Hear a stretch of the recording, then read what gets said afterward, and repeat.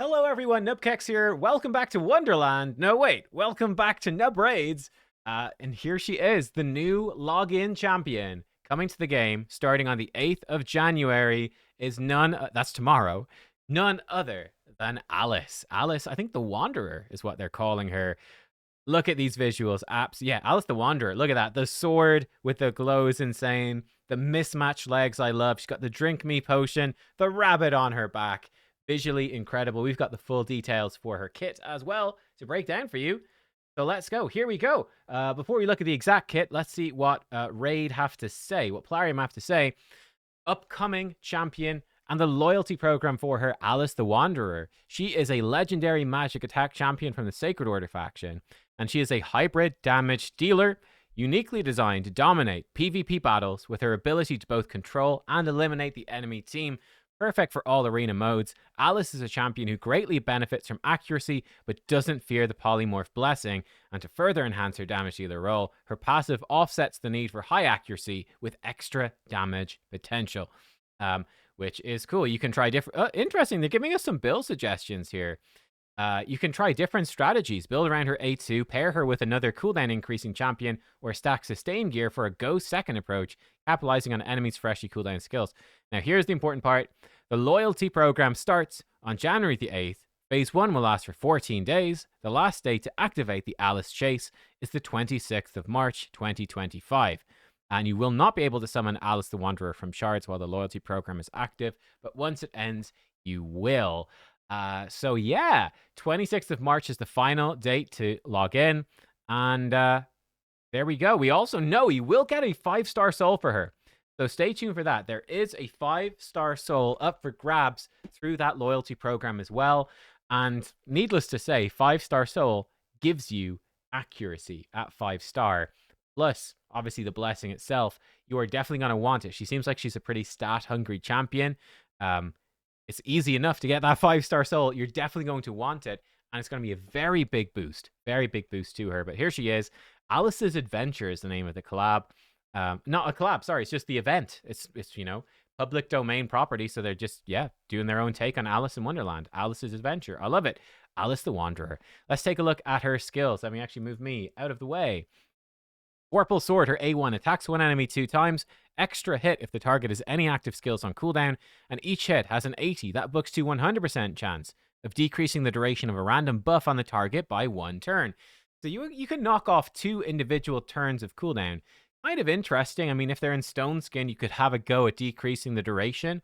You do not get polymorphed. They said she's good against polymorph. Don't get polymorph for increasing or decreasing durations of buffs. That's nice. And yeah, so double hitter. I'd say if they have any skills on cooldown, this actually becomes very strong. I'd say the triple hitter, I would expect to hit very hard. I think the double hitter is probably going to be decent. I think the triple hit is going to be pretty powerful. So yeah, that is cool. Cool A1. Clockwork Cyclone. This is where she gets real good. 4-turn books to a 3-turn cooldown. Attacks all enemy. 75 books to 100% chance to increase the cooldowns of all enemy skills by 2 turns. The Lockout champion. Albeit a weak version of Lockout, but it is Lockout. This is the same as... let me actually full screen the game here so you can see better. Here we go. Like that will be fine. It's the same Lockout as Epics, but it's still very useful. So am I in the right faction? Yeah, Serious Basher. Increase skill cooldowns by 2 turns. Same sort of thing. Same thing as, I think, Alika got buffed and does the same thing now as well. Which is, yeah, increase enemy skills by 2 turns. So there are epics that do this already. It is a very, very powerful move, though. Effectively, this at the start of the fight, it will lock them out for 1 turn, right? Because if nothing is on cool, everything is ready to use, you increase the cooldowns by 2 turns. They take 1 turn, it goes down to a 1-turn cooldown. Then at the start of their 2nd turn, it's back to a 0. So they can use their skills on the 2nd turn. That's how it works. Now, if they already have skills on cooldown, or if you have another Lockout, like if you had a Basher go as well, then you could really push their skills very far back. But I actually think the 2-turn Lockout is actually quite interesting. I think it's cool. So yeah, there you go. Oh, there's also more to this skill. Sorry. Also has a 75 goes to 100% chance of decreasing each target's turn meter by 15%. If at least one of a target's skills has its cooldown increased to the max, decrease their turn meter by 30% instead. Very nice. So this was going to give you, yeah, if they're in Stone Skin, you obviously can't hurt them. You can't push their turn meter back on their Stone Skin, but you can lock them out. So you can sort of neutralize enemies in Stone Skin, which is pretty cool. If they're not in Stone Skin, not only are you locking them out a little bit, you're also pushing their turn meter back, potentially by 30%, which is a lot. So yeah, you can see she does need accuracy to strip buffs, to do turn meter pushback, to lock out. She does need accuracy. Queenslayer, her A3, 4-turn goes to a 3-turn cooldown, attacks one enemy, ignores 20% defense. If the initial target is killed, also attacks the enemy with the lowest HP, will ignore 20% of the target's defense. That's pretty cool. So I guess, try to snipe out their reviver, and then it will also probably kill their damage dealer as well, if it's an attack-based damage. Kind of cool.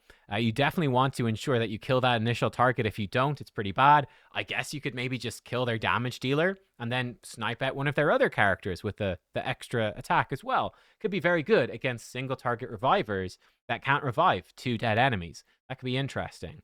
3-turn cooldowns on both their moves is pretty darn powerful as well. So an AoE on a 3-turn cooldown is brilliant. And then effectively like a 2-hitter on a 3-turn cooldown. So yeah, big damage potential there. TikTok, her passive. So the passive is always there. Whenever she attacks, does 3% bonus damage to each target for each turn remaining on all their skills cooldowns. Bonus damage is counted individually for each target. Let's say you've got 2 skills and they're on 2-turn cooldown each. Sure. So 6% per skill, so 12% more damage total. I think it's fairly small. You'll feel it a little bit, I would say. If you combo her with other lockout, it's going to be even more powerful. Yeah, so it's just a bit of a nice damage boost. Not a massive deal, but it's cool. It's something to pay a little bit of attention to, but not a deal breaker. Then the active has a 3-turn cooldown. Reset the cooldown of one of this champ's skills each time they kill an enemy. Occurs once per... Now, that is spicy. Ooh. So you can potentially come in. If they're not protected by Stone Skin especially, if you go first, AoE them, lock them out a bit, push their turn meter back, and if you kill somebody, it should reset the skill and you just go again straight away. Alternatively, let's say the enemy team is they've got champions under Stone Skin. You say, okay, cool. I'll lock you out on my first turn. This goes on cooldown. You can only do your basic skills, your default skills.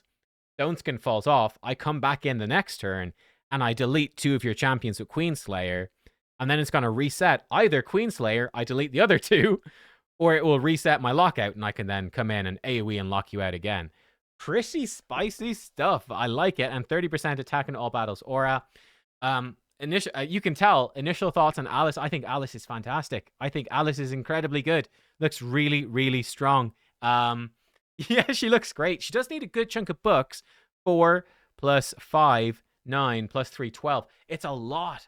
That's the one downside. She needs a lot of legendary books. 12 legendary books is a lot. But I think for newer players progressing in the game, she looks to be extremely, extremely strong. Now, you might have other... The only downside, I think, is you might have other magic affinity attack nukers. It's pretty much the most common nuker type. But I think she's a clear upgrade over, Kale or Elhain, your starter champs. She's a clear, massive upgrade over them if you can book her. 3-turn cooldown AoE in this move. She's got plenty of damage, plenty of wave clear potential for every area of the game.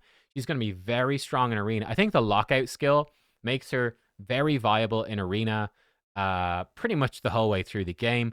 I think for top-end Arena, for like end-game players, she's maybe not as good, again, just because you have so many Magic Affinity nukers. She's got no way to keep herself alive. The lockout is still spicy. That's super rare. She's, I think the only legendary attack champ with an easy access to lockout. So that is maybe enough. But yeah, I mean, you could have affinity issues at super endgame Arena. I don't know. Endgame Arena, I'm not so sure. And like turn meter pushback is very risky against Marius in particular. It's going to trigger his counterattack, and very likely she could just get quite easily killed by Marius A1s. That would be a danger for sure. So endgame, not so sure, but I think anything before endgame, this champion looks really good. I think she's a lot better than the last few login champions. Yeah, yeah, she's a powerful magic affinity nuker. There we go. Let me know what you think of Alice the Wanderer. I will obviously test her out in the test server, bring you a video as soon as I can on that. I think she looks great. She looks really good. I guess she will be, like they mentioned that she'll be a bit difficult to build because of her accuracy requirements. Let's again see what they say. A1's a 2-hitter. Okay, blah, blah, blah. A2 is AoE. Set up the stage, increasing. Okay. Single target nuke, ignores lots of defense. Her passive complements her kit by resetting either her A2 or A3 when she kills an enemy. Yep, that's cool. And to compensate for her accuracy need, she does more damage. Okay, cool. Yeah, it's still, she's going to be definitely gear intensive. I think the fact you get a 5-star soul is pretty nice. Pretty darn insane as well. Probably, you know, you could definitely consider simply running Intimidating Presence on her could be fine, because she clearly wants to be in a fast team. So that could be very valuable. Alternatively, other blessings for it. We'll talk about it in the whole video. I don't know. I mean, you could always try cracking roots. Probably a bad idea. It's a bit awkward. I mean, Soul Reap could be kind of fun just for damage. That could be fun. Other than that, there's not too much. Lightning Cage is okay. Try Protect her buffs. I feel like, honestly, probably, I'm leaning towards Soul Reap or Intimidating Presence, just to boost up your speed team. But let me know what you think about it. There you go. Alice. And what was the event called? Alice's Adventure. Alice's Adventure begins with a login champion. Are you excited to get her? Let me know. Stay tuned for a showcase. And stay tuned. There'll be more news coming later today. I'll see you for that. Stay tuned on the channel. Lots of news over the next couple of days. See y'all soon. Goodbye.